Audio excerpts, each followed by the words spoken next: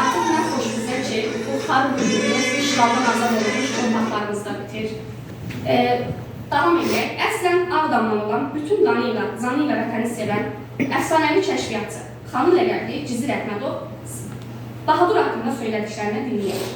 Bahadur bizimlə bir bölmədə, bir qrupda fəal cəsur döyüşçü kimi bir çox uğurlu döyüşlərdə iştirak etmişdir. Biz 1993-cü il avqust-sentyabr aylarında 700 saylı hərbi hissənin kəşfiyyat bölməsini yaratdıq. Bölmənin komandiri Əliyev Zahid İbramovlu idi. Zahid müəllim bizi bölmələrə göndərirdi ki, fiziki durumu, cəsarəti uyğun gələn döyüşlərdən ibarət kəşfiyyat qrupu yaradaq. Bahadur, biz hərbi hissənin 3-cü tabloğunu seçdik. O çox təmkinli, məsuliyyətli, mədəniyyətli bir oğlan idi. Həm də onun gücü qüvvəsi də istənilən formada idi. Hər adam tank əleyhinə bu maratonları gəzdirə bilməzdi. Ehtiyac olanda ondan düşmən tankının qorunması üçün istifadə etməkdə hər kəsin işi deyildi. Hər adam qumbar atmaqdan istifadə etməyi bacarmırdı. Bahaduru elə bu tələblərə cavab verən bir gücdə olduğu üçün seçmişdik. Onun kəşfiyyatçı qumbaratan vəzifəsinə təyin etdik.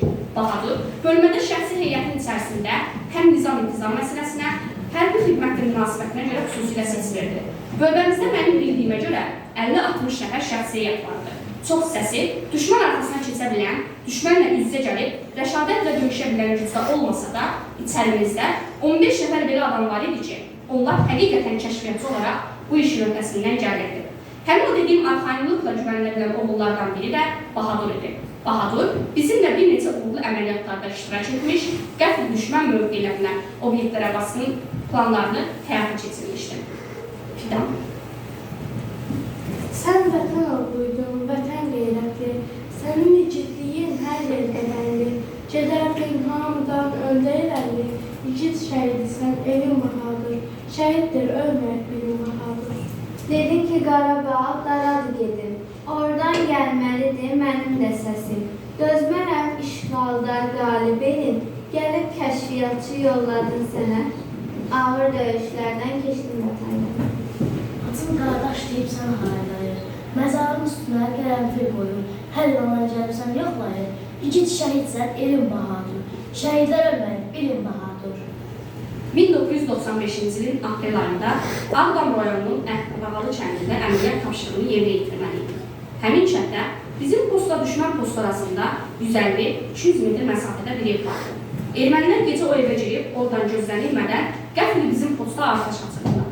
Düşməni orada ələ keçirmək məqsədi ilə əməliyyat tədbiri qurduq ki, oradan gizli olaraq evə girib və düşmən gəldikdə onu məhv edək. Bizim qrup hərəkata başladı.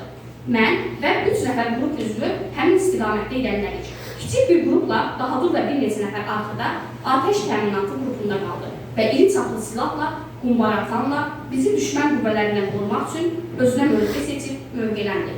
Bizim getdiyimiz istiqamətdə bizi qorumalı idi. Biz sürünərək evə yaxınlaşdığımız zaman arxadan partlayış səsi eşitdik. Mən geri dönüb ora çatanda gördüm ki, Bahadur piyada əleyhinə mina atan partlaması nəticəsində şəhid olmuşdu. Anladım ki, o bizi daha yaxşı görmək üçün əlverişli mövqe seçmək istəmiş və bir qədər sürünərkən piyada əleyhinə minaya rast gəlmişdi. Minanın partlaması nəticəsində vətənin sözün əsl mənasında Bahadur oğlu vətən yolunda şəhid olmuşdu.